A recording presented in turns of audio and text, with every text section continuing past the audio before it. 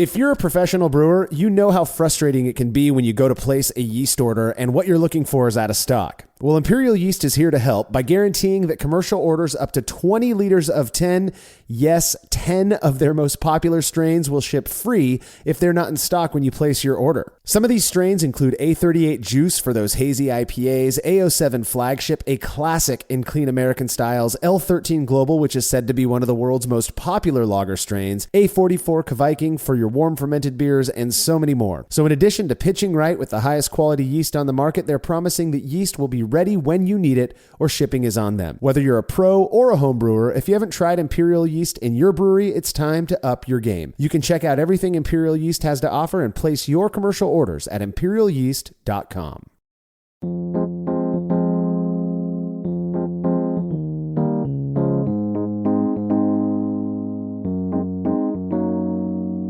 Ask pretty much anyone what the main ingredients in beer are, and the first responses will almost certainly be hops, malt, and yeast, which is interesting considering the most prominent brewing ingredient, making up somewhere around 95% of each batch of beer, is plain old water. Now, modern views on brewing water seem to have evolved a bit in the time since I've been doing this thing, but even so, many still go by the old adage, if it tastes okay, you can brew with it. This is the Brewlosophy Podcast. I'm your host, Marshall Schott, and joining me on this episode to discuss water chemistry as it relates to dry Irish Stout, specifically when it comes to different mineral profiles, is contributor Martin Keane. You know, it's funny you mentioned the old adage, if it tastes good, then it'll be good for brewing, because the adage that I was kind of using was, if it doesn't even taste that good, maybe the brewing will magically fix it. That was kind of my attitude starting at first, because my just city water tastes a little bit chlorine-y, but I'm like, well, you know, once you add in all of the beer stuff, it's probably going to fix it. But the whole area of water chemistry and can it actually affect the final outcome of the beer is so interesting to me. And even though it can seem super technical, I think it can really be simplified, and hopefully we can get to that today. Yeah, absolutely. I am super guilty of, at least at one time, not only believing that water chemistry was largely trivial, like it sounds you did, Martin, and had just a minimal impact on beer character overall, but actively promoted this. I mean, when I would talk to friends and such, I was the guy who was like, come on, that's not really, making much of a difference. I definitely cringe at my old self when I think about that. Now, obviously, my opinions on this topic have changed quite a bit since those days, and that's admittedly due to some of the results of a handful of experiments that we've performed on water chemistry, including the one we're going to be focusing on today. So I look forward to talking with you about that. All right, if you enjoy this show and you'd like us to keep producing it, please consider becoming a patron of Brewlosophy over at patreon.com/Brewlosophy. By making a small monthly pledge, you'll receive rewards like access to unpublished contributor recipes, unique discounts at YakimaValleyHops.com, and an invitation to a monthly live Q&A session with somebody in the brewing world. Coming up in October of 2024, respected author and editor at All About Beer, as well as host of the excellent Drink Beer, Think Beer podcast, John Hall will be hanging out with patrons. It's like everybody listening to this show is familiar with John's incredible work, but if his name happens to be unfamiliar to you, go check out the All About Beer website and his Drink Beer, Think Beer podcast. John has vast experience with over 20 years reporting on the beer industry and interviewing some very well-known folks. I've no doubt this is going to be an awesome session. To be part of it, be sure to make your pledge of just $3 or more by Friday, October 18th, as John's going to be taking questions that Saturday, the 19th. All past sessions are stored on our private Patreon and Facebook pages, so patrons can go back and watch them whenever they like. Learn more about everything that we offer to our supporters over at patreon.com/Brewlosophy. And if you wouldn't mind letting us know what you think about this show by leaving a rating and review in Apple Podcasts or wherever it is you listen to podcasts these days, we really would appreciate it. Those reviews help us to get out the message to those who may not have heard of us yet. All right, feedback is brought to you by Clawhammer Supply, who offer brewers various options for high-quality, reasonably priced electric brewing rigs in various voltages and sizes. I've used their 120-volt system for 5-gallon batches, as well as their 120-volt 10-gallon setup, and I'm telling you, these things are awesome. They do exactly as they're intended to do and as efficient a way as possible. Not ready to make the jump to electric yet? Well, they also sell 10 and 20-gallon brew-in-a-bag home brewing starter kits as well. If you've been considering going electric, though, do yourself a favor and visit clawhammersupply.com. We're confident you're going to love their stuff just as much as we do. Listener Nick Jansen shot us an email after listening to episode 337, where Will and I talked about our methods for avoiding and dealing with hangovers. Nick said, I love the podcast and have been listening for the past 2 years. You all have done wonders for the quality of my homebrew. I wanted to put my 2 cents in for drinking meals. Back in the day, I used to have a 20-piece chicken McNugget with a large fry. It never let me down. Martin, I'm curious what you think about Nick's way of avoiding hangovers on nights where he knows he's going to be drinking a little bit more than usual. So to be clear, Nick's method is just eat a ton of chicken nuggets. He put McNuggets, so I have to imagine he's talking about McDonald's, specifically McDonald's Chicky McNuggies. Well, I mean, it makes some sense. You don't want to drink on an empty stomach, right? I mean, I don't know if there's something about chicken McNuggets that is going to help you. I mean, my method for this, and we sort of very unscientifically put this to a test with a friend of mine where we would go out and drink basically the same amount at a brewery. And he tells me that he always has much worse hangovers than me. And the only difference we could figure out was the fact that his liquid intake for the entire day was like a cup of coffee, and I'm obsessively pounding water all day, and I just never feel anywhere near as hungover as he does. So that's my theory, is just stay super hydrated, which is not particularly novel, but I don't know, chicken nuggets, maybe. Maybe that's the secret, right? The adults are going to be flocking to McDonald's after listening to this episode. So you're welcome, Mickey D's. No, I'm same as you when it comes to drinking water. I obsess about it. I always have water next to me. I drink about a gallon of water every day, regardless of what I'm going to be doing that night. But I do think that contributes, but I also do think that eating prior to drinking can help as well. But first off, it's good to know that, the stuff that we're doing is actually benefiting some folks like Nick, Martin. Usually, I at least in my memory, we're hearing from people who complain about various things that we're doing, usually based on some misinterpretation of something we wrote or said. So it's good to get some positive feedback. But back to McNuggets and fries. You do you, Nick. I've never really been a big fan of McDonald's. My kids, I think like most kids, love it still, and I just don't understand it. To me, it's the most pallid tasting fast food that's out there. But if I'm gonna be drinking a lot, or I'm already drunk and somebody throws a 20-piece in front of me, I'm crushing that. I mean, that's going to be gone in about 5 minutes. So I get it. My preference would be Taco Bell or some other cheap fast food that I like more than McDonald's. Funnily enough, I'm not a huge fan of In-N-Out burgers, but my wife loves it. Now, In-N-Out is not the mystical thing to us that it is to everyone else. We have 3 within a stone's throw of my house. So it's not a big deal down here, but she loves it. I'm not a big fan. She knows for a fact if she wants to get me there, just ply me with some alcohol the night before, because there's one time that I crave In-N-Out. It's when I'm hungover. So we all do have, interesting preferences when it comes to dealing with these things. Now, I can justify eating In-N-Out styrofoam French fries when I'm hungover, but if I'm not hungover, you're never going to find me Marshall at an In-N-Out. Marshall, it hurts me for you to say these words. I'm on the East Coast. We don't have In-N-Out burger, and every time I go to the West Coast, I am In-N-Out. It's so good. How can you say this? I don't know. And look, we could do a whole episode on, I don't understand why everybody loves it other than really, really good marketing, I guess. It's like word of mouth marketing that has really worked.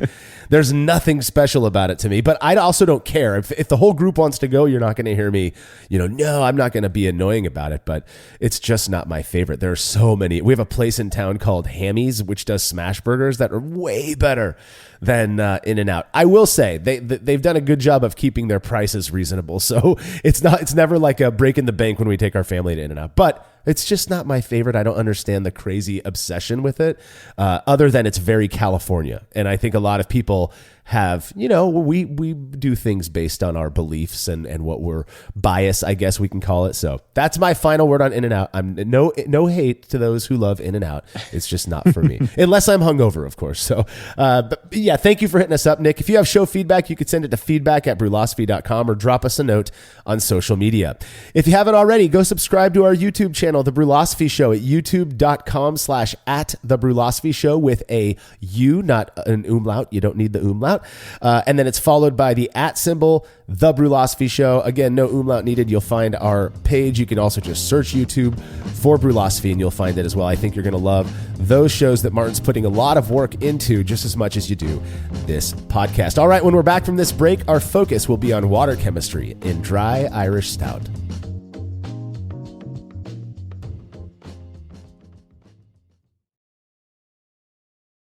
Go smart with the EasyDens digital density meter and the SmartRef digital refractometer by Anton Parr. Measure wort extract and alcohol content, track fermentation, and analyze data through the Brewmeister app right on your smartphone. No more guesswork, just great beer. Here at Brewlosophy, we love using the EasyDens during brew days, as anyone who watches the Brewlosophy show with Martin Keene knows. Head over to EasyDens.com now and use code BRU15 for 15% off. That's BRU15 to get 15% off your order. After a long brew day, the last thing I want to do is waste more time chilling wort. I've tried so many different options, and ultimately I settled on the super efficient immersion chillers made by Jaded Brewing. With the King Cobra and Hydra, I'm able to chill my entire batch of wort from boiling to just a few degrees above groundwater temperature in as little as 6 minutes. If an immersion chiller is right for your brewery, then do yourself a favor and check out all of the rad options Jaded Brewing has to offer at jadedbrewing.com, and be sure to let them know Brewlosophy sent you.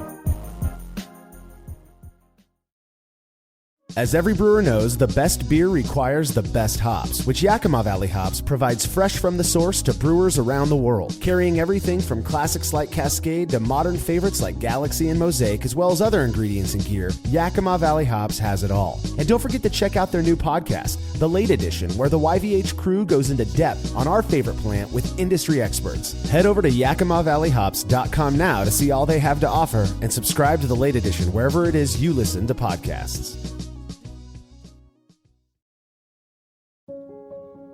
With hundreds of doors across Houston, you can get expert care everywhere. That's the difference between practicing medicine and leading it. Houston Methodist, leading medicine.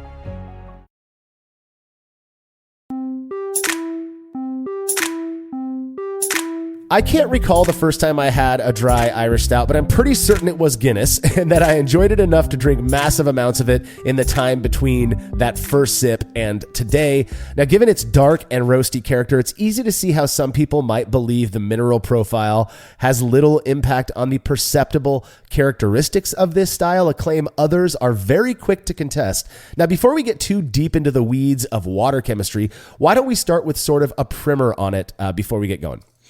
Yeah, so the brewing water that we're going to use here, it contains water, but it also contains all sorts of other chemicals and goodness knows what in there, right? And this is a thing that I was very interested in when I started brewing, because I was just using my tap water and trying to figure out what on earth is in here. Why does it have this kind of smell to it and so forth, which was chloramine, as it turns out. But, you know, beyond just sort of the treatment of the water, what's in the actual water itself. And of course, it turns out that where you are located geographically and where your water source comes from has a significant impact on what actually is going to be in your water. So, Marshall, I think you've mentioned before that actually where you are, you have water that's very suitable for brewing.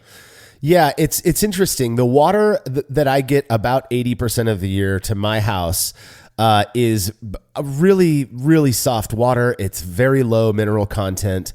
And so, you know, you might hear some people locally describe my water as being sort of Pilsen-like, right? It's just not, there's not much to it. Which is a good thing, because it gives us a good blank canvas to start with. You can brew any style you could brew any style with it anyways, but if you're really a water nerd like we have become, you really can doctor up the water that I get most of the time to kind of match whatever works for the style. We're going to get into how people go about determining mineral profiles per style. But what's really weird is that they have to do annual maintenance. You know, that's a good thing on our water station, our substation. And when they do that, they divert water from about 5 miles south of me, probably less than that, actually, a couple miles south of me, which is coming from a completely different plant that has a completely different mineral makeup and is much harder. If you take a glass of that water and set it next to a glass of mine, the one that we don't get most of the time will have kind of a cloudy look to it. It's got high bicarbonate level. I haven't had it tested, but I have friends who live south of me who are pretty sure get that same water. The problem with it is I can tell when I make a batch of beer using that water and not knowing that that it's always a batch of beer that helps me understand whether we're on our normal water or I guess the alternative water. And yeah, it makes a big difference. People who drink my beer will even comment on how different it is. So I think that's kind of interesting. Now, I'll tell you, before, I don't know, 2015 or so, I was utterly convinced that water chemistry was something only the most advanced brewers, aka major nerds, right, focused on once they'd figured everything else out and just needed something else to get into to keep them interested. I did not believe it made a perceptible difference, until I did our first water chemistry experiment that not only returned a significant result, but I could easily tell the beers apart. That experience, Martin, I'm sure you've had it before, where you just adamantly are convinced that an experiment that we do is going to support your belief and it doesn't, is a very unique one that I like. I like being wrong. There's something about it to me because I think the reason I like it is, oh, cool, I get to learn something new here now. But that experience completely changed my perspective on water chemistry. Yeah, and I have a similar sort of experience. One of the first brews I did for Brewlosophy was an English IPA, and unfortunately I made it during the chloramine flush that the city water does here. It's a couple of weeks a year where they just really absolutely load the city water with high amounts of chloramine. And I didn't do anything to treat it. I didn't use a Camden tablet or anything like that, and I brewed the beer. And I mean, you can go ahead on brewlosophy.com and take a look at the short and shoddy recipe for English IPA. It is rated, I think, as the lowest scoring short and shoddy we've done, with the most off flavors noted. Yeah. And, it could just be the brewer, but I'm putting that down to the terrible water that was used in that beer. Yeah, I've had your beer, Martin. I promise you it's not the brewer. You did a good job. No, that's the crazy thing. And is that, we're not going to be focusing too much on what's used to sanitize the water that you're drinking at your house. But chloramines and chlorine, those will ruin a batch of beer. And it's wild how little it takes for it to have that kind of a icky impact on your beer. So, I mean, I guess we could start off with that. If you're using your tap water, you can get away with using pretty much any tap water if you treat it with some form of metabisulfite, which is going to knock out any of the chlorine or chloramines that are present in that water. And you don't even need that much. A half a Campton tablet, which is sodium metabisulfite or SMB, will knock it out. Just not knowing where my water's coming from, I've gotten into the habit of treating all of my water. I collect it an hour or so or more before I'm going to use it, usually the night before. And then I add a little bit of potassium or sodium metabisulfite. I stir it up a little, just thinking it might do something. I don't know. And then I just let it sit for 15 to 20 minutes or more. Again, you don't need to let it sit in there for that long. For me, it's usually overnight. And I wake up to nice dechlorinated water. We don't have chloramine in the water here, which is great. But that is the starting point for all batches of beer you're going to use with tap water. Just buy some PMB or SMB. It works very great, and you will likely have it for your entire brewing career because you don't need to use that much. Oh, that's right. I have a big tub of that, and I'm splitting the tablets in half if I'm using the tap water, and in it goes. And I think that goes a long way to fixing the problem.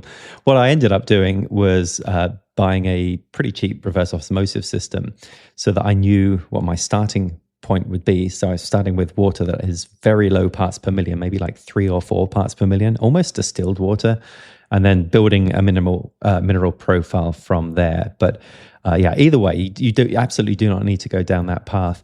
Either way, whether you're starting with the city water, or you're using spring water that you've bought at the store, or you're using some kind of home system like reverse osmosis, regardless of that, there's still then the decision you need to make as to what minerals do you want to add into that water in order to benefit the beer. And that's really what we're going to cover today. Absolutely. And there is you need to know what you're starting with in order to build your water to where you want it to be.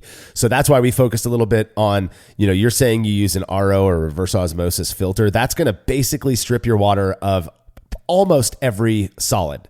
Any of those minerals will be out. So you have a really nice blank page to start with. Same thing with distilled water. So keep that in mind. Now, just a little disclaimer. Neither Martin nor I are water chemistry experts. We are not chemists. We're not biologists. We are brewers who have learned, quite a bit about the applicable or practical side of some of these more sciencey things from the perspective of somebody using that to make beer. So our focus is primarily on the what it does, not so much how or why it does it. So excuse the lack of depth on this. I do believe that we need to cut it down. There's so much you can get into. We highly recommend The Water Book by John Palmer and Colin Kaminsky. I've read the whole thing. Most of it went in one eye and out the other, I suppose, because it's pretty heady. It's pretty deep stuff. But we did try to distill some of the basics. So let's start. We're going to focus primarily on the minerals that are most important for brewers, starting with calcium. Now, calcium, we all know what calcium is. It usually, most of these are going to come in a compound, like a salt. So they're going to be paired with something else. And you'll kind of start to see as we go through these, why we use the salts that we do to adjust our brewing water, because you're usually getting two things for the price of one. We'll put it that way. So the effect of calcium on the mash, if you are adding calcium to your brewing water and then mashing in with that, is it can have a slight reducing aspect or a reducing quality on the pH. So it can actually contribute to a slightly more acidic mash. That's not a bad thing. Most of the time, particularly if you're using a whole bunch of pale malts or Pilsner malt, you can stand to have that mash pH come down a little bit. I've said this many times in the past. I'm no longer concerned about my mash pH. We've done many experiments on that. None of them have shown that it has a big perceptible impact on the beer. It does seem to impact conversion efficiency. So if that's something you're concerned about, by all means, pay attention to mash pH. The calcium's not going to, none of these salts that we're talking about are going to have a huge impact in the amounts that we use them, for the mash. They're not going to have a huge impact on pH, but I do think it's worth noting that calcium does that. It also is said to encourage enzymatic activity during the mash, so it can improve your conversion efficiency. And then later on down the line, it can promote yeast flocculation and can assist with clarity. And for all of that good stuff to happen, the recommended amount in your brewing water is 50 to 100 ppm. I've gone over that and it's not been an issue. I don't think you want to go too far over, like 150 to 200 ppm, which isn't very much, parts per million, same as milligrams per liter. So that is how you do that. And the way that we get calcium into our brewing water is usually through the use of gypsum, which is calcium sulfate, and calcium chloride, which those are going to be talked about here in a minute. Right. So that's calcium. Another one we should talk about is magnesium. And why does magnesium matter? Well, it contributes to enzyme activity. And that's particularly important during the mash. So magnesium is what's called a cofactor, which I had to Google this, but apparently it means a non-protein chemical compound that is required for an enzyme's activity. And what enzymes do we care about during the mash? Well, the alpha and beta amylase. So essentially, magnesium can help stabilize these enzyme structures at temperatures that we mash at, and will allow them to function more efficiently over the course of the mash. So you will have a more efficient mash potentially if you have introduced some level of magnesium. It also does affect mash pH as well, slightly reducing it, but again, not really to a significant amount that we should be too worried about. It's also purported to help with yeast metabolism as well. It can help maintain cell membrane stability, and it can also help enhance the sugar uptake and utilization of the yeast cells, so leading to a more efficient fermentation as well. It's used in very small amounts, so typically you might see something like 5 to 30 parts per million in a 5-gallon batch. It's not much. It's a very small amount that you're adding in. And commonly that will come through magnesium sulfate, which is Epsom, so Epsom salt. So, this is already sounding quite sciencey and complicated and whatnot, but just these first two that we've talked about, magnesium and through the Epsom salt, and then calcium through gypsum and calcium chloride. Actually, those three are pretty much the only three water salts I add on any brew day. But there are others. So, Marshall, do you want to talk about some of the others? Yeah. So, just a note on magnesium. If you are really, I don't use Epsom salt anymore. I haven't for over a decade. I have it around, and and mind you, when we say Epsom salt, we're talking about the stuff that you can buy at Walmart. I mean, it's very common out there. It's very cheap. Just make sure you don't get the stuff that has like aromatic stuff in there. You don't want lavender flavored brewing water. No. So stay away from that. You want to get the pure stuff that doesn't have anything else in it. But there, other people are likely aware that magnesium sulfate, Epsom salt, is used for constipation. So if you overdo it in your beer, it can have the same effect. Just be careful with that. It can also, if you overdo it, can lead to a really unpleasant bitterness or lend maybe a slightly kind of tart or astringent character to the beer. So just be careful with magnesium. Like you, I don't even add Epsom. I don't know if you are adding Epsom salts to your brewing water on the regular. I just stay away from it as a matter of course these days, because I never really notice a difference. And I get my sulfate somewhere else. We'll get to that in a minute. The next one up we're going to talk about is just plain old sodium, and that's, salty stuff. And the effect that this has on beer is that it can help to enhance that malty sweetness and roasty flavors. It can contribute to kind of a fuller feeling body. Now, I like to call it the perception of fullness, because it may not actually be more viscous or anything, but it gives you that rounded feeling that makes it seem like the beer is kind of lingering on your palate a little bit longer. People who add table salt to coffee. My grandma used to do that. She'd sprinkle a little table salt on top of the coffee grounds before making her coffee, and that her argument was it made the flavors come out more, and it kind of gave it this nice warmth. Sodium has basically no impact on mash pH, so you don't have to worry about it there. You want to use it to the point of 0 to 150 ppm is the recommended range. Obviously, the most risk you run with overdoing sodium is that your beer is going to taste salty. Nobody really wants a salty beer. The most common way to get sodium into your brewing water is through table salt, though you can also use sodium bicarbonate or baking soda.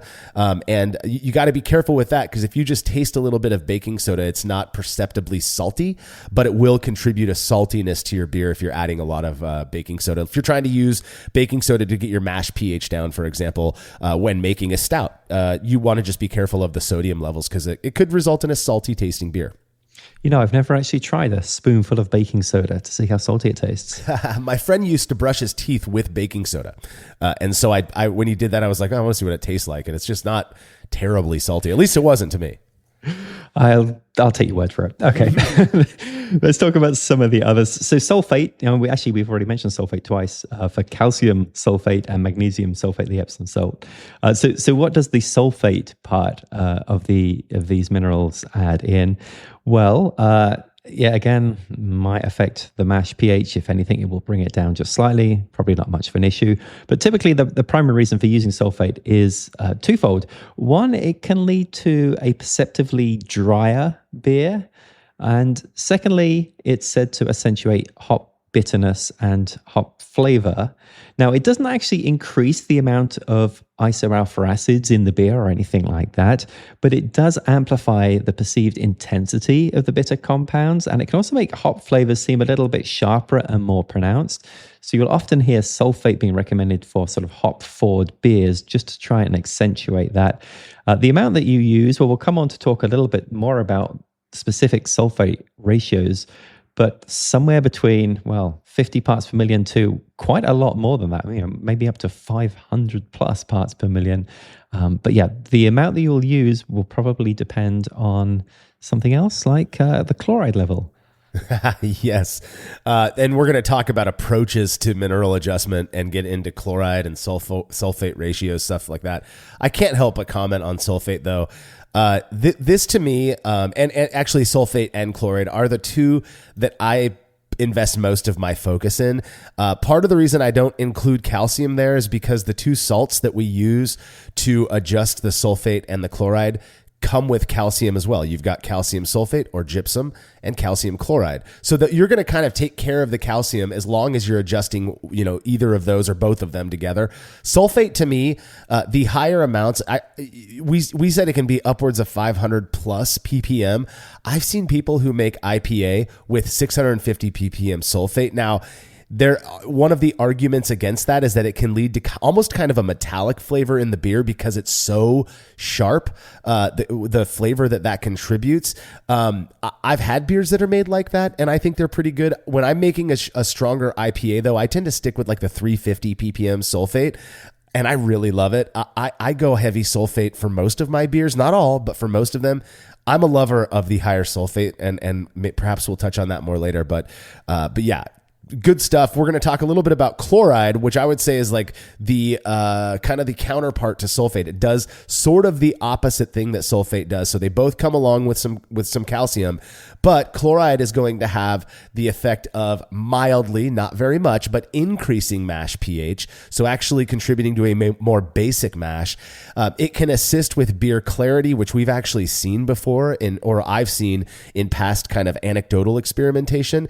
The main thing that chloride is used for, though, is to increase this perception of what we'll call kind of a full malt flavor and a creamy mouthfeel. The way I've described it in the past, and some people seem to understand what I'm saying, I'm sure there are some who don't, is that it kind of leaves this warmth in my mouth.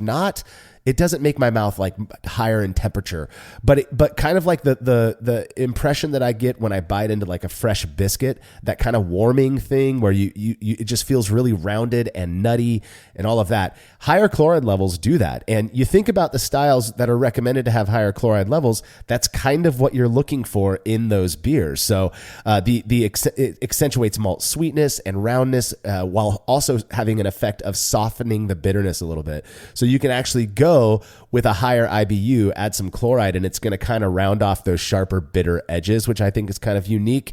The recommended amount is 50 to 250 ppm for your entire brewing water. Again, a fairly wide range there to help you, gives you a lot of wiggle room for what you really want to do with that water. And again, you got calcium chloride as the most common way to get chloride into your beer. You could also use table salt, but you run the risk of making a salty beer because the chloride level in that is lower than the sodium level. So I don't know many people who are adjusting with table salt to affect their chloride levels, but just get some calcium chloride. It works great, and it's very, very cheap. I'm just realizing that I am actually a fan of chloride. I didn't realize this, but I have a favorite water salt, and it's chloride because I love the malty forward British styles with that creamy mouthfeel. And I think chloride is such an important part of that. So go chloride. So I'm team sulfate, you're team chloride. Is that what you're saying, Martin? I think so. I think that's where we're at. So those are the main brewing minerals that we focus on as brewers. I mean, those are the ones that are going to be in all the calculators you have out there. Get familiar with your brewing software. We're all big fans of Brewfather, and it has a beautifully integrated water profile calculator in there where you can input the water that you're using precisely and then tweak all of the different salts to get a good idea of what your levels of each of those minerals are going to be. So again, become familiar with your calculator, and you're going to be able to make pretty much any kind of brewing water that you want. Now, there are various methods to go about adjusting brewing water. The one that I will say right up front that I don't like the most, the one that I think is the silliest, is this attempt to match a specific region's water, that their municipal water. You hear things and we can't help but focus on, Ireland and Dublin when it comes to talking about dry stout. That style is purportedly, the idea for it was at least inspired a bit by the fact that the water in Dublin at the time that Guinness was invented was very hard. And when you have harder, bicarbonate in the water and it's contributing to that hardness, you put in a bunch of roasted grains and it's going to pull that pH down to that ideal range. So it actually works really well. Is there something to brewing stout with hard water? Probably yes. But that doesn't mean you have to go and match Dublin's municipal water supply and their mineral profile there. A lot of people do it, though. It's the same thing with Pilsner, trying to match the Pilsen water. It's the same thing with Bavaria and trying to match that water. We hear it all the time. Or how about, Burtonizing water from Burton-on-Trent, right? People are constantly doing that. And that is wildly hard water, just using different salts, like sulfate, of course. Right, exactly. And, you hit on a good point here talking about Brewfather and how easy all this is. I think as you start to sort of look at this and the different methods for adjusting minerals and all the different impacts that they have and so forth, it can start to feel a bit overwhelming. And maybe what the easiest kind of shortcut is, I'm brewing a dry Irish Stout. Let's just copy Dublin's water because I'm just so confused here. I don't know what else to do. But I should say that I adjust every one of my beers with water salts, and I spend maybe 60 seconds in Brewfather doing it because it's just so easy, and then another 60 seconds adding them in. This is really, really easy stuff. So do not be put off by the fact that there could be potentially so much for this. So yeah, option one is like, let's just pick the geographical region, copy their water and go with that. You could also build profiles for specific styles. And actually this is kind of closer to what I will often do. So in Brewfather, for example, you can pick the beer style that you're brewing and it will tell you, here's what we recommend for your water salt additions based on that beer style. It might include things like the beer color and the hopping rates you could also consider for that. And then just sort of build the beer based on, or build the water profile based upon the actual beer that you're brewing. And that might mean stepping away a little bit from the historical authenticity of the Burton water or, whichever geographical location that you're using. But it's a super easy way to adjust the water. Yeah. And another beautiful example of this would be Martin Brungard's Brewing Water spreadsheet. If you go into there, you can actually just pick, and you're going to hear more about this in the next segment because it's what we used for the experiment. You can go in and pick, malty dark ale, and it will spit out what Martin feels or what a collective, group of brewers feels is the best type of water profile for that style of beer. Now, you got to keep this in mind. Those are subjective opinions. There is not, some lord of brewing out there who's saying if you make high sulfate stout that it's gonna be out of style. No, it's personal preference. So I'm one, for example, who there's plenty of beers out there where most people would make it with higher chloride to sulfate, and I'm going higher sulfate to chloride, and I like it more. So you got to toy around with it. That's kind of the fun of brewing, though, is that you can make one batch with one water profile, and the next time you make that beer, make it with a different water profile, and pick the one that you remember liking more and go with that, So and I think probably, I don't know if it's the most commonly used these days. I think it's what most of us do at Brewlosophy nowadays, is to focus specifically on the ratio of sulfate to chloride. It's a really easy way to gauge where you're going to be in the finished beer. And it's so simple because all you're looking at is, well, we know if we go neutral, meaning 1-to-1 sulfate to chloride, in a ratio form, of course, then we know that we're not going to accentuate the hoppiness or the bitterness too much. We're not going to accentuate the maltiness too much. It's going to have a nice balance. But as you start to adjust those, you go higher sulfate and lower chloride. Maybe that's what you're going to use for your hoppier beers to really accentuate that hop character, get a little bit more of that bitter pop that helps to contribute to crispness. You go the opposite direction and you increase that chloride level and decrease that sulfate level. And now you're going to go for that more round, malty richness, maybe a creamier perceived mouthfeel, stuff like that. And I found again, you're adding gypsum or calcium chloride. So you don't even really have to worry about your calcium levels too much because you're going to get it from both of those salts. So now you've got your calcium, your sulfate, and your chloride taken care of.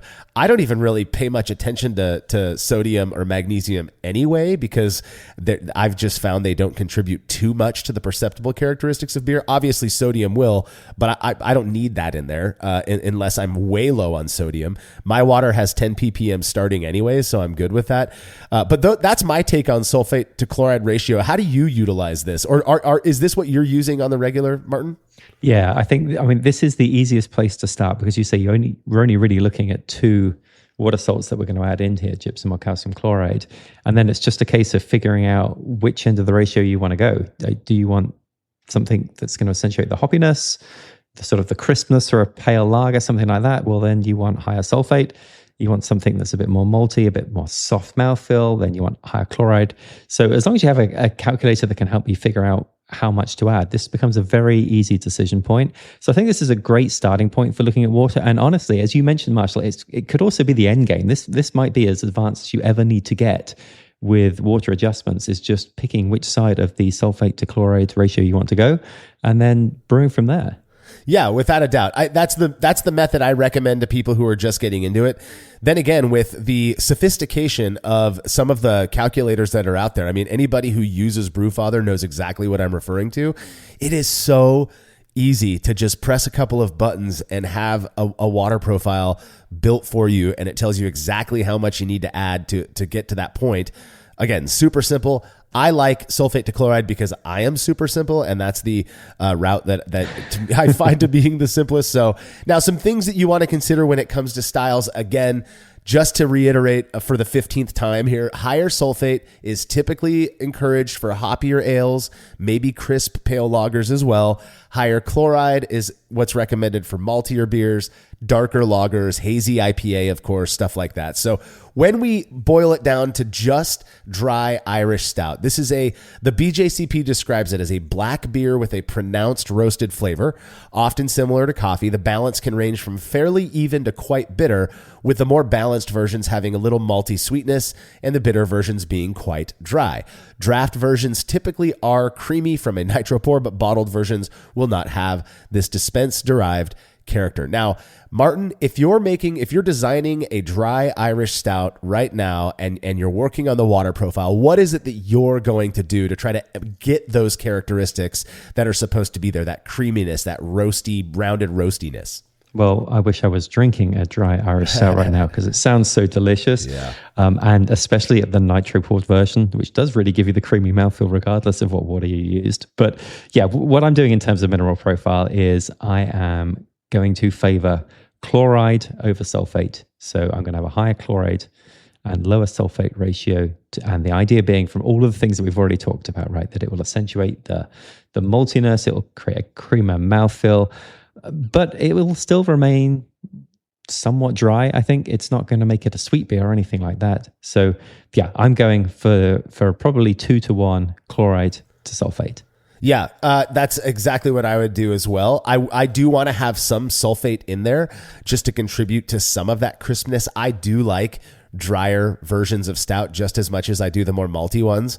But you serve me a Guinness next to a homebrewed one that has higher chloride than that. And in my experience, you can kind of tell the difference. It comes across as a little more round or full mouthfeel. And so those are things that I like. I'm going higher. This is one of the very few styles that I'm going to go slightly higher chloride than I do sulfate for all of the reasons that you said. And I think that's cool. Now, if anybody is interested in digging in a little bit deeper into water chemistry in general, we did publish an experience episode way back years ago. It's episode 197. Again, and it's experience episode where we go much more in depth on water chemistry in general and not focusing on an experiment or anything like that. You can go check that out. Now, I've brewed a good amount of dry Irish Stout over the years. Only those made in the last decade or so are the ones that I adjusted their mineral profiles on. While I'm pretty sure it's had a positive impact, I'd bet money on it, actually. This is based on my admitted belief rather than actual side-by-side comparisons. Well, a few years ago, Brewlosophy contributor Malcolm Fraser designed an experiment to determine just how big of an impact mineral profiles have on an Irish Stout. Those results when we're back from these messages.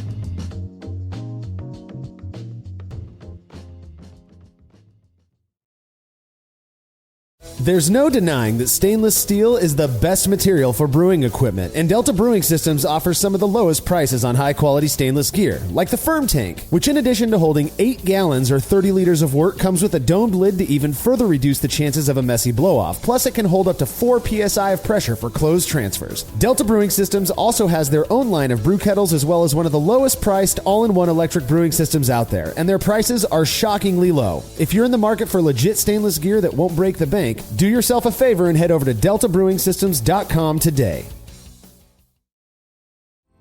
Chilling wort can be a chore, especially after a long brew day, but not with the Exchillerator Counterflow Chiller, which can chill a 5-gallon or 19-liter batch of wort in 5 minutes or less, leading to a strong cold break and clear wort in the fermenter. Brewlosophy's Matt Del Fiacco uses the Exchillerator Max and absolutely loves it. In addition to improved chilling efficiency, every Exchillerator comes with a 5-year warranty that covers the entire chiller for manufacturer defects. If you're looking to up your chilling game and a CFC is right for you, head over to Exchillerator.com today.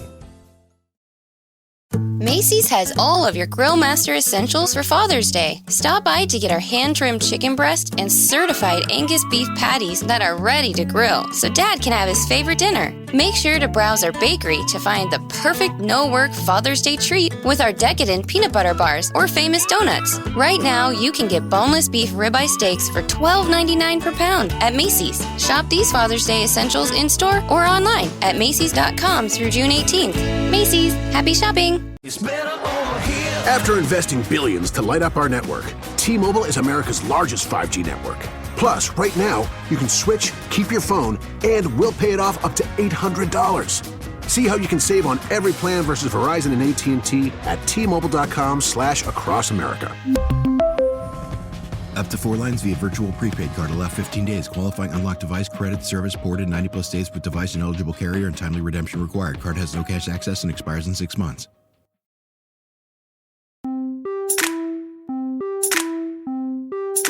Of the many batches of dry Irish Stout that I've made over the years, most have turned out pretty good, some were excellent, and a few were pretty lackluster. After realizing the importance of water chemistry, I have begun to wonder how much of my success and failures were due to the mineral profiles of these waters. Perhaps me not paying attention to the mineral profiles would explain some of the failures. Well, Malcolm performed a really cool experiment a few years ago looking at exactly this, and let's get into that.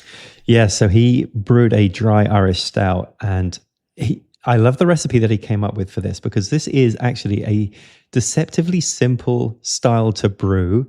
It consists of 3 fermentables and 1 single hop addition. That's it. I mean, your brew day could not be easier.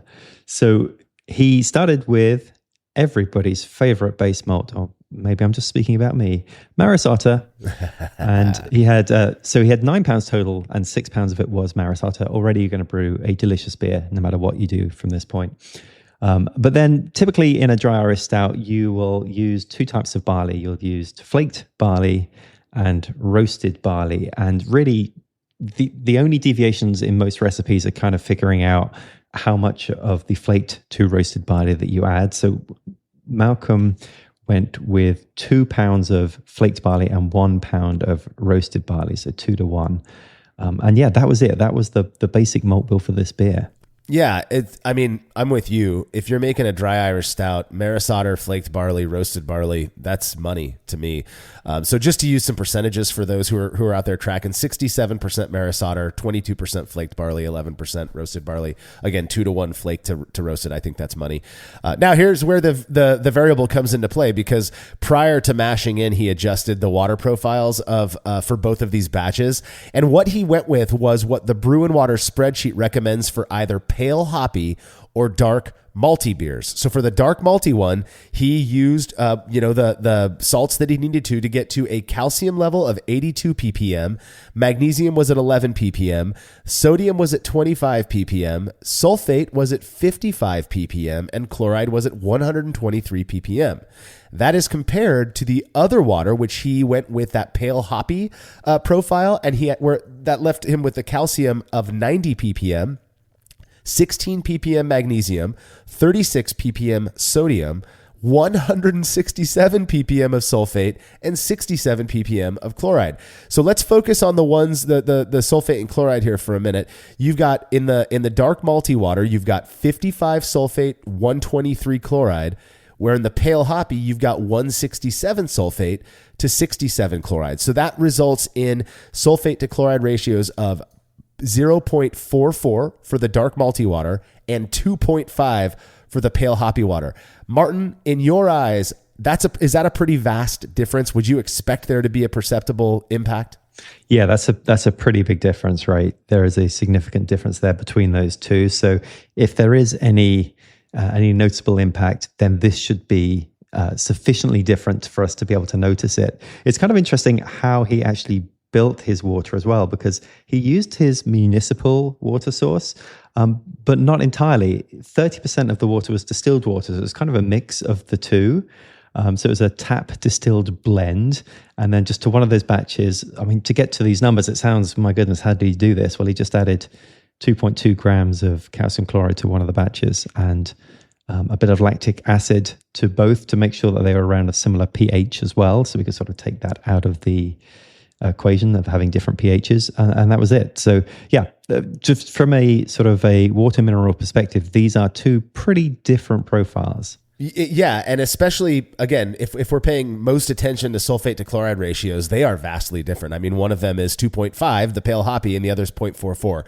I would expect, given my experience with water chemistry over the last decade or so, I would expect there to be a difference. So now Malcolm did have a very curious way of adjusting his water and blending filtered with tap water, and that's because he was very familiar with the water at his house, and so this is how he approached brewing every batch. So we just wanted to lay it out in the article. You can learn more about that by reading the article. So he mashed in at 151 Fahrenheit, that's 66 degrees Celsius, for 60 minutes, and then batch sparged to collect identical volumes of sweet wort for both batches. He then boiled these worts for 70 minutes apiece, adding a single addition of East Kent Goldings to achieve 39 IBU at the 60-minute mark. So they boiled for 10 minutes, he had the hops, and then he let it go for another hour. Now, people will ask, 39 IBU, how much is that? It's however much you need to get to about 39 IBU. That's the best way we have to explain that. Because of alpha acid percentages changing year to year, between lots, all that stuff, we like to go with the IBU for that initial addition rather than the actual amount used, because anybody who uses a calculator can determine what they need to use. So when the boils were done, the worts were quickly chilled and then transferred to identical fermenters. And at this point, he took hydrometer readings that showed, I'm curious about this one, what you think about this, Martin, that the dark malty profile beer or wort was at 1047 OG, whereas the pale hoppy profile wort was at 1048 OG. So that higher chloride to sulfate, did it contribute to a lower OG compared to that higher sulfate to chloride, which was 1 point higher? Or do you think that's a function of something else?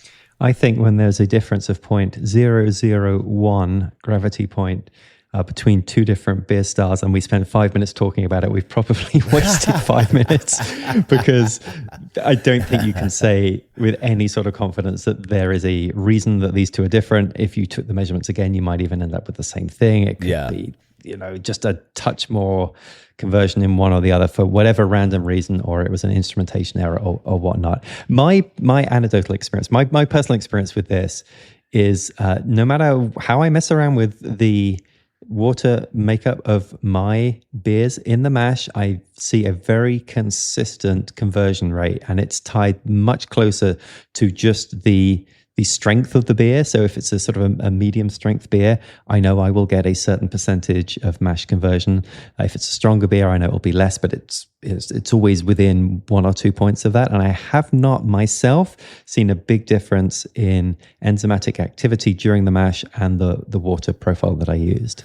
Yeah, either have I. I'm with you. I don't think that 1 point OG difference is really telling of anything here. I do think that different water profiles could contribute to, different conversion efficiencies. I think on the homebrew scale especially, that's not really something that we're worrying too much about. So 1 point, nothing for me to worry about. It could have gone the other way if conditions were a little bit different. So I'm with you. I think we're going to set that aside for now, and maybe down the road we can look back at it. But for now, I don't think it's that big of a deal. So Martin hit both of these worts with 90-second doses of pure oxygen, and then each batch was pitched with the same volume of starter slurry that he built up in a starter of WLP 004 Irish ale yeast. That is the common Irish ale yeast that's out there. I believe it's pretty much the same source as Imperial Yeast Darkness, A10 Darkness. So then he let these ferment for 6 days at 66 degrees Fahrenheit or 19 degrees Celsius.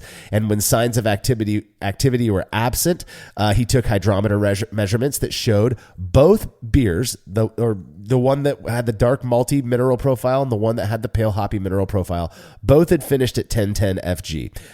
That doesn't surprise me in the slightest at this point. Well, but now do we have to be concerned about the difference in ABV? Because there is clearly more alcohol in one than the other. So we're looking at a difference for one of the batches being 4.15% ABV and the other one being 4.16. So maybe just on ABV alone, this is going to reveal the difference right here. Yeah, we've actually shown that much more vast differences in ABV are undetectable by most people. So I'm not too worried about the 0.01% ABV difference between these. Right. But, as a brewer, somebody who conducts these experiments myself, it is always comforting to see that he's basically gone through here and, mashed 2 beers and fermented 2 beers, and they're now in separate vessels. So they could potentially go through 2 very different processes, but they haven't. They've come up with the same original gravity, more or less. I think we can call that basically the same, and the same final gravity. So we can be confident now that at least the gravity differences are not something that is going to make these 2 beers distinguishable. Exactly. I'm with you on that one. So here we go. Next thing he did was because these beers were finished fermenting, he dropped the temperature of his fermentation chamber down to 34 degrees Fahrenheit or 1 degree Celsius over a few days. Fined both of these beers with gelatin and then left them overnight, after which he transferred them under pressure to CO2 purge serving kegs that were placed on gas in his keezer and left for another week or so before they were nicely carbonated, clear, very dark, but clear, and ready for evaluation. Now, he did not, this was one of the first year we were doing experiments. So we've made a lot of changes since then. And in this one, he did not take a comparison photo, but he swore that these beers looked absolutely identical. And I mean, I wouldn't expect them to look any different based on the differences in water chemistry, I guess. But they looked, the one picture that's on the website looks absolutely drinkable and gorgeous. It has a nice slight tan head, very, very dark, opaquely dark. I would crush that glass of stout right there. Right. But we do have a picture of where he was taking his final gravity readings. So just have a container there with a hydrometer in, and just in there as well. It looks the same. Yeah. There's no visual differences between these beers. Yeah. Yep. So, and then as always, he did a round of 3 personal triangle tests. We've upped that to 5, as you are used to hearing. But back then we were doing 3. And out of those 3, he said that he got every single one of them correct and that it was fairly easy. Both 2 out of the 3 times he was able to determine the odd beer out based on smell alone, just the aroma. So he said that he perceived the version made with the pale hoppy water profile as being kind of unidimensional, mostly roasty with only hints of what he felt a stout should be. He said that it was still easy to drink and enjoyable, finishing clean with a snappy hop character, which I thought was interesting considering it was a single hop addition at 60 minutes. But then Malcolm said that he perceived the dark malty water profile beer as having well-layered notes of chocolate, smooth roast, light cinnamon, coffee, low caramel, and a fuller body. As you might guess, Martin preferred the dark malty profile beer to the pale malty profile beer, but he said he would drink either happily, that they were both still very good. And I have to believe that there are still some people out there who, would probably prefer the pale malty beer, which we're going to get into that in a minute. But so far, Malcolm's descriptions of these beers and the differences between them sounds pretty much aligned with what I would expect, based on the differences in water profile. Stunningly so, yeah. I mean, this is exactly what you would expect. It reads exactly as you would think it would come out, right? And there could be some reasons for that, which is why we do blinded triangle tests. But basically, the brewer has brewed the beer. They've probably gone in with some preconceived notions that they think it's a better idea to have higher chloride than sulfate in this particular style, and they probably have some preconceived ideas as to specifically why that is, because, I don't know, notes of chocolate, smoother roast, all that sort of thing, fuller body. So, and also this is just not, your everyday person tasting the beer. This is Malcolm Fraser. Malcolm knows what he's doing here. So he is truly an expert in this. So the fact that he was able to pick these out, and oftentimes just by giving them a quick sniff, did not surprise me at all. So really what I was much more interested to see is, what did blinded participants think? Absolutely. And I will say, before we get into that, I thought that one of the Brewlosophy shirts that we should make in the future is just bias isn't a bad word. We're all biased. And so because of you commenting on the fact that perhaps that influenced Malcolm's perceptions of these beers, it probably did, and that's perfectly okay. In fact, it's expected. So we're not dissing anybody by saying that bias played a role. So the reason we do, like you said, Martin, the reason we do blind taster evaluations for the triangle test is to do our best to remove as much bias as possible. So in this case, Martin served the triangle test to 29 participants, out of which 14 would have had to identify the unique sample in order for us to say with some level of confidence that there really does seem to be a meaningful difference between these beers. And given the way they were brewed and the controls that we put into place, we could say that it's likely due to the differences in chemical or water profile. So out of the 29, we needed 14. And in the end, 18 people were able to identify the unique sample, which is 62%. That's more than what we would need to say that it was random chance that they were selecting them. So we could say, again, with some semblance of confidence, that it really does seem that these beers are perceptibly different, which we can point to water profiles being the culprit there. And I think that's really interesting. Do we say that when we get to 62% that this is significantly significant, or are you really cringing now because this is a black and white yes or no answer? Yeah, I don't do the whole levels of significance, but I mean, I think people can read into that themselves. 18 out of 29 clearly isn't 100%, but at 62%, again, there really does seem to be that sends the message that the beers are more different than they're not, and I think that's important. Right. Now I'd like to cover the next bit, Marshall, because otherwise I know you're going to say that you don't like this question, and I love this question. I hate it. Yes. So the people who get this right are then asked an additional question, which is the preference question. Which of these beers do you prefer? And we only take the data from the people who got it right because they were able to pick these beers apart. So the preference data came back. 8 people preferred the dark malty version, as Malcolm did. 7 preferred the pale hoppy version, and 3 had no preference. So absolutely no consensus whatsoever on preference. Which is why I don't understand why people are so hung up on this question. We removed it for a minute and people were like, bring it back. The thing is preference is wholly subjective. It's not that I don't like hearing what people prefer over others. I don't like the thought of readers who have maybe never done something in line with an experiment coming and saying, "Ooh, this one's significant," and 8 of the 18 people preferred the dark malty, so that's what I'm going to prefer too. No, man, you might be one of the 7 of the 18 who preferred the pale hoppy water. You got to do it for yourself. Don't trust the preference data to determine what it is that you like more than anything else. We're all our own beings. That's the only reason I don't like it. Yeah. I totally get that. I mean, for example, I've got an experiment that's coming up, so I won't reveal what it is. But the variable, to me, I was doing something to one batch of beer that I thought would make it better, and to my mind, doing something to the other batch of beer that I was ruining. I'm ruining this beer. I mean, I felt guilty doing it.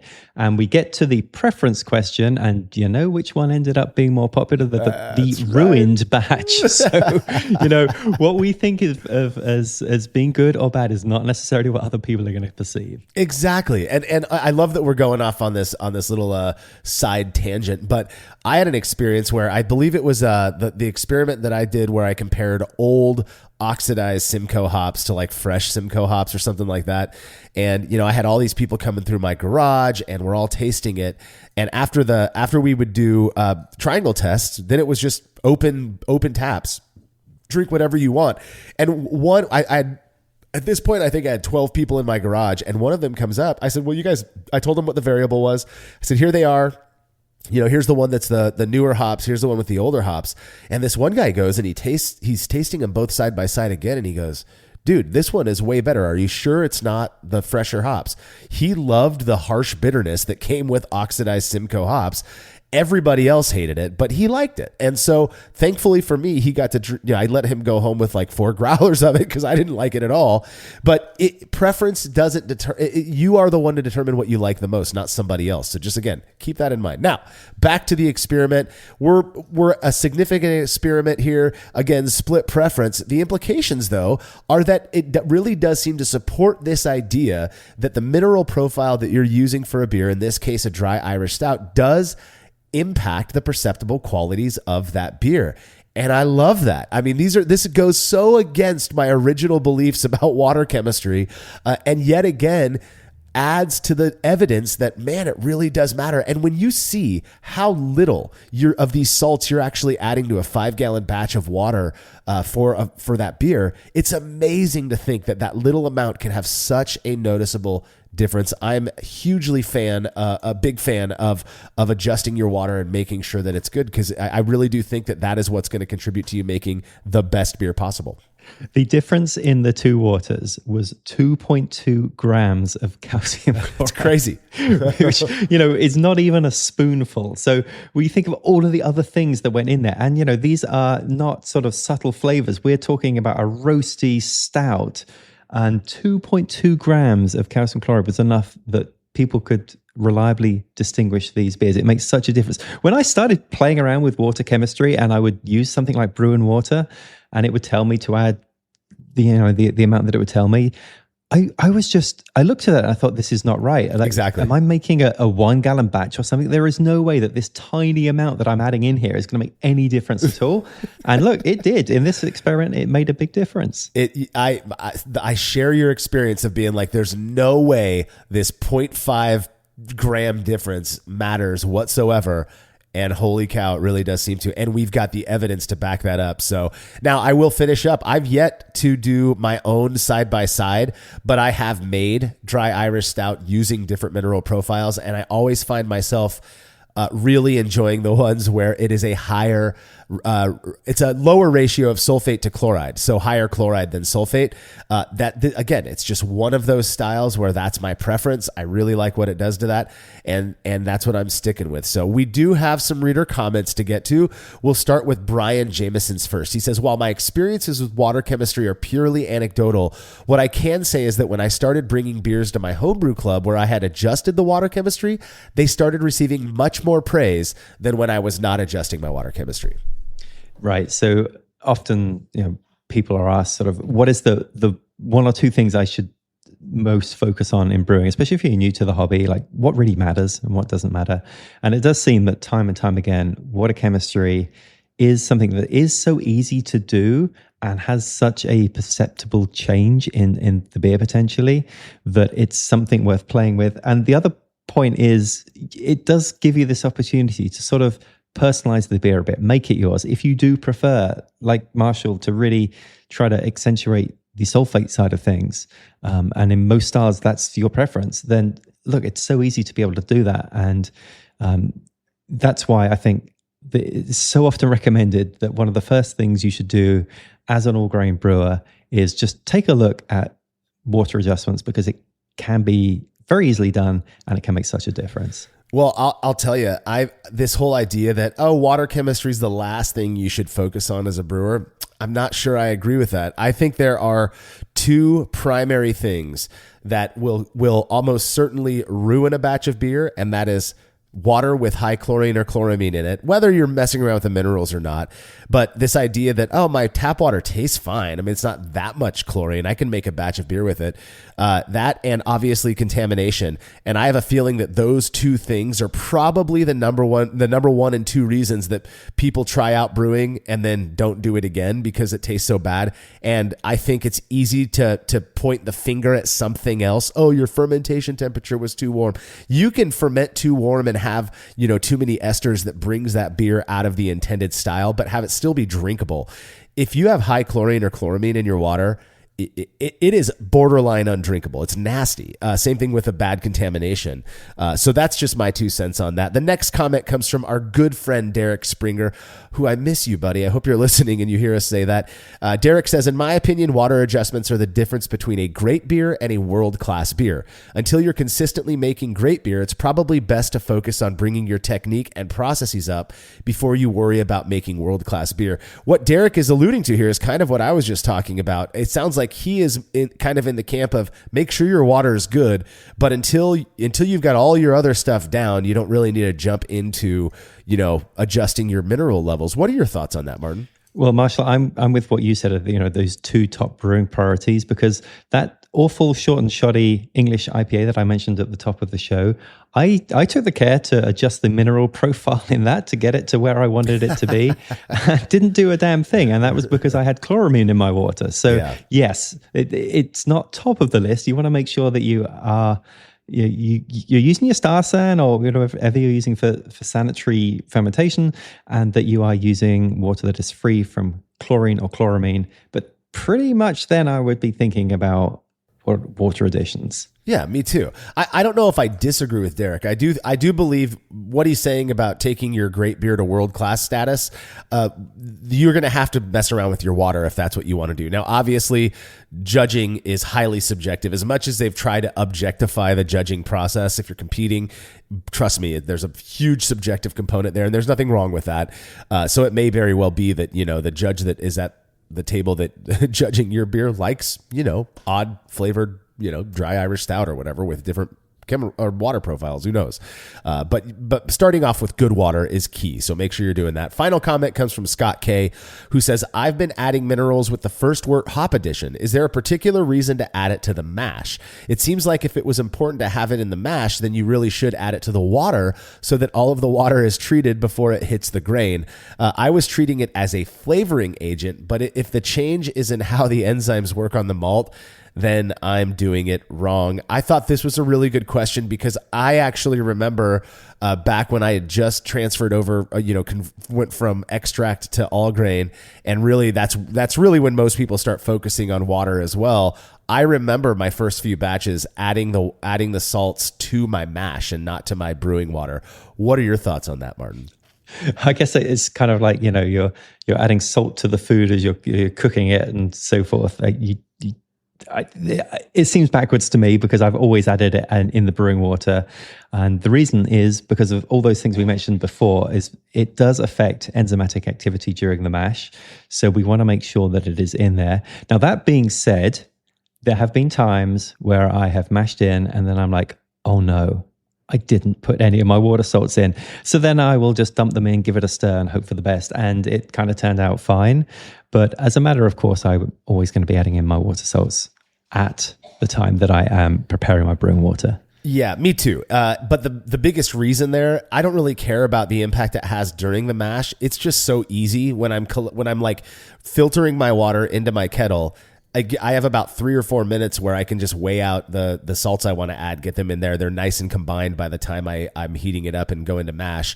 That being said, I view them primarily as flavoring agents, Scott. That is where my my mind space is at when it comes to these minerals.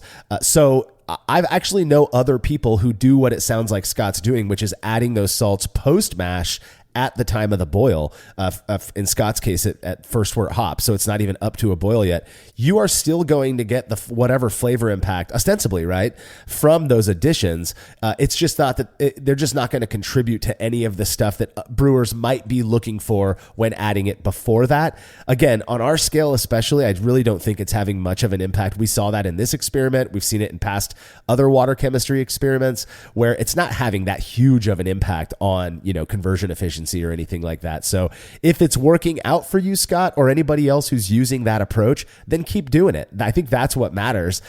For me, it's just so much easier to add it to my full volume, and I do full volume mashing. Just add it to the water, get it all blended in, and then mash with it after that. Martin, that is all the time that we've got for this episode. I feel like we covered water chemistry when it comes to dry Irish Stout relatively well. Do you have any final comments before we wrap this one up? All I'll say is that if you're not currently adjusting your water, go out and buy a little baggie of gypsum, a little baggie of calcium chloride, and it's just a case of putting that in. It's super, super easy to do. I ended up actually buying 1 pound bags of gypsum and 1 pound of calcium chloride, so I'm set for the rest of my life. I will never buy any more water salts again, but it's super easy. Give it a go. Yeah, I couldn't agree more. And honestly, if you really want to taste the difference, you could be a commercial beer, it could be a home brewed beer that you have on tap or whatever, pour it out, and then just, no joke, take 1 little calcium chloride ball and let that dissolve in one of your glasses of beer. Take the same exact beer and just take a sprinkling of gypsum, which is like, it feels like chalk. Sprinkle some of that in there, make sure it's well, incorporated, and compare the two. I've done this. You will taste a difference. I mean, you got to have enough of the stuff in there, but you really don't need much at all. It matters. And maybe it won't matter to you once you try it out, even if you notice a difference. But I think it's important for every brewer to understand that these different minerals do have an impact on the perceptible qualities of beer. Alrighty, don't forget to subscribe to the Brew Lab podcast, where Brewlosophy's Kay Jobe takes you into the lab with real brewing scientists to discuss the fascinating research they're doing on our favorite beverage. And as always, you can read more about the experiment we discussed by clicking the link to the article on brewlosophy.com in the description of this episode. The Brewlosophy podcast is made possible by the generous support of our sponsors, as well as all of our rad listeners. We seriously could not do this without you. Cheers to everyone who has subscribed and left a review of our show. It makes a huge difference. If you haven't yet, please consider doing so. Head over to brewlosophy.com/support to view a list of ways you can easily help us to continue producing this podcast. If you want a reward for your support, visit patreon.com/brewlosophy. Thanks again for listening. We'll be back next week with another episode of the Brewlosophy podcast. Until then, think beer. Start off the morning with some hot tea, lemon and honey, cause it suits my bro. Put some herb in the bowl, yeah, it's homegrown. Ain't gotta go through the middleman no more. Life is good, the likelihood of me.